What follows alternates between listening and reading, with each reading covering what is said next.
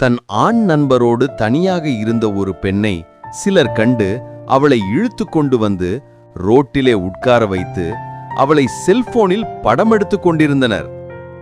ஆனால் அந்த ஆண் நண்பரோ எஸ்கேப் ஆகிவிட்டார். ஃபேஸ்புக்கிலும் இன்ஸ்டாகிராமிலும் அவள் போட்டோவை ஷேர் செய்து அவளை அவமானப்படுத்தும்படி போட்டோ எடுத்தார்கள்.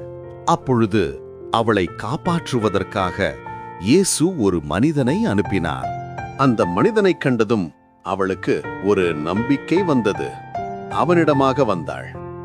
அந்த மனிதன் ஜனக்கூட்டத்திடமிருந்து அவளை காப்பாற்றும்படி முயற்சி செய்து கொண்டிருந்தார். எல்லோரும் சேர்ந்து அவர்களை நெருக்கினார்கள். அப்பொழுது அந்த மனிதர் சொன்னார், உங்களில் எவன் இதுவரை ஒரு பாவமும் செய்யவில்லையோ அவனே முதல் போட்டோவை எடுத்து சமூக வலைத்தளங்களில் ஷேர் செய்யட்டும் என்றார். அந்த கூட்டத்தில் இருந்தவர்களில் தவறு செய்யாதவன் ஒருவனும் இல்லை. ஆகவே மனசாட்சி அவர்களை குத்தியதால் எல்லோரும் சென்று விட்டார்கள். அந்த மனிதர் அவள் மீது அன்பு செலுத்தி அவள் கண்ணீரை துடைத்து அவளுக்கு ஆறுதல் கூறினார். அவர் அவளை அவள் வீட்டுக்கு பத்திரமாக அழைத்து சென்றார். போகும்போது சொன்னார், இனி பாவம் செய்யாதே.